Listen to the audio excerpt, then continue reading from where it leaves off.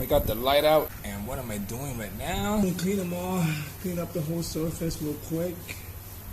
And we're gonna be looking for these things here. Look at that.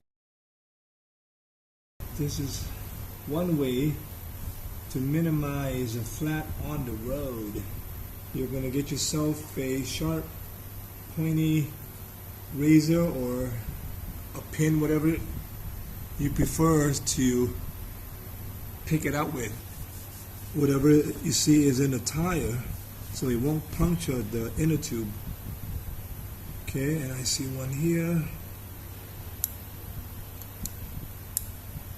And it'd be nice if you have a, I'm actually at the end of my razor. I need some new blades.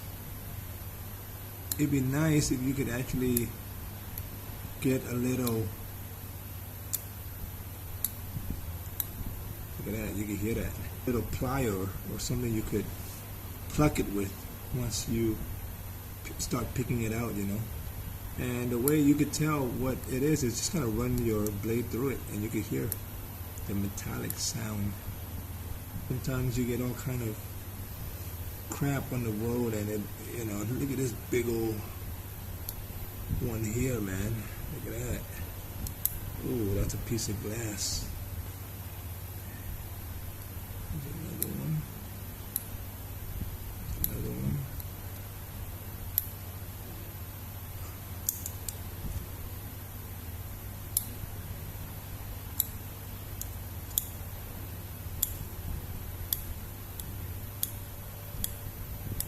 That's a pretty funny one there. Trying to do this monthly, especially if you ride in a lot of traffic and you like to go on the shoulder of the road. There's a lot of crap there, I'll tell you. And lately I've been doing actually just once or twice of riding on the shoulder, and I'll tell you, man, there's actually, when you're riding, you can actually see and feel what you're riding over, and sometimes you don't, and then you forget about it, right? You forget about it until your next ride, and then that happens over and over, and before you know it, these little crap gets embedded in your tire, and then it makes it to your inner tube. And if you guys with mag wheels with no inner tube, it's just gonna give you a slow leak. That's why if you notice a lot of cars, they typically start with a slow leak. Inner tube, they leak, I think, much faster. Look at this one. This is from before. Look at how deep this one is, man. That's just, ooh. Go over it maybe another round, just to make sure you didn't miss anything.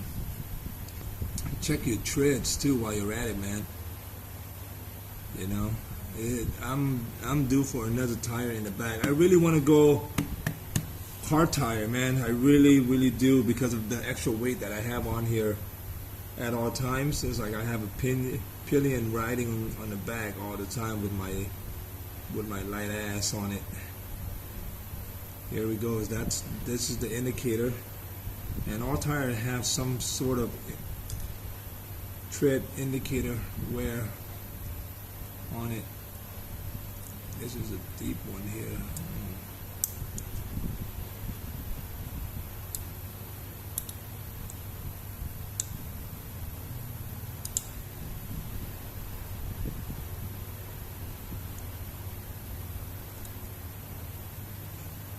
Yep, there we go.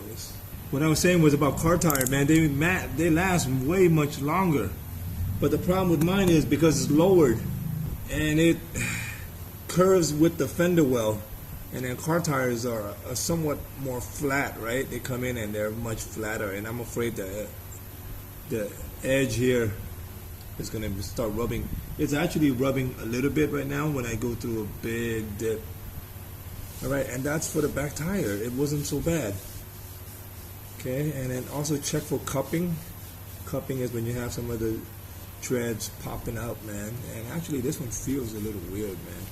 I wonder if it's the pattern of the tire.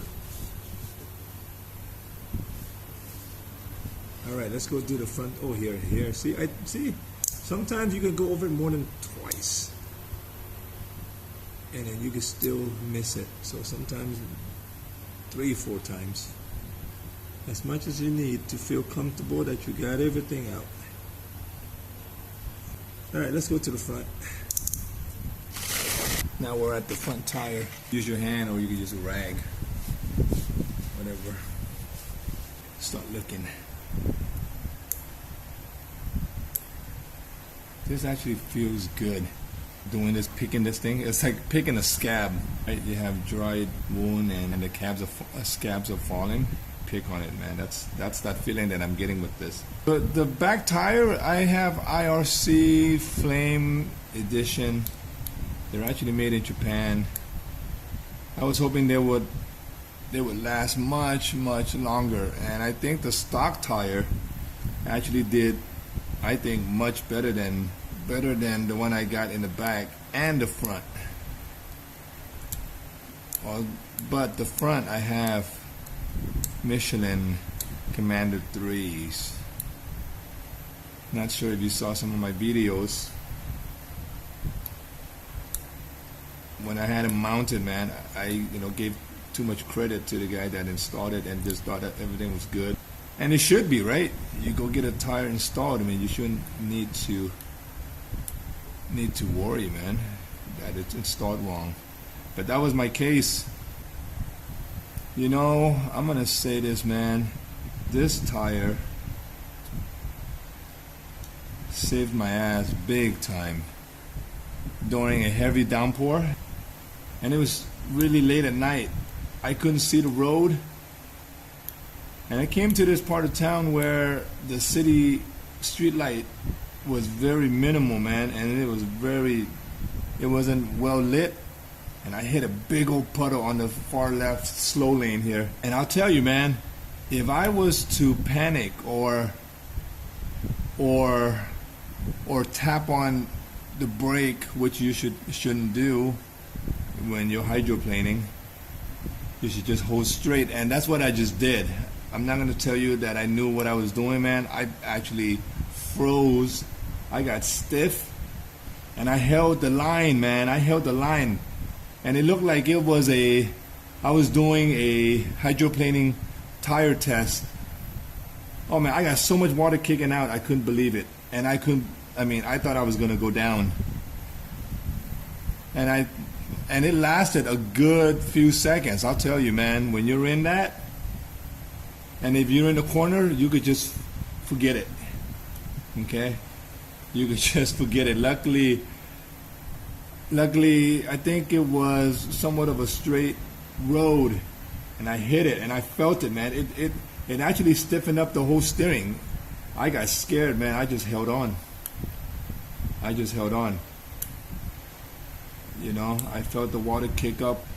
So during rainy season, something I'm gonna recommend is stay in the middle.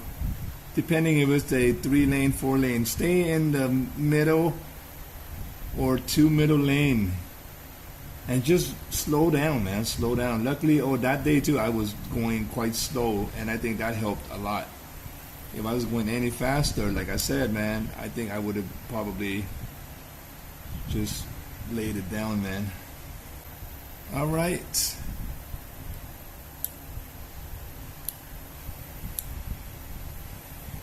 I might do white wall, man. Let's see. What do you guys think? What tires should I get for the back and for the front? What are you guys running? Let me know. I'm out of here, man.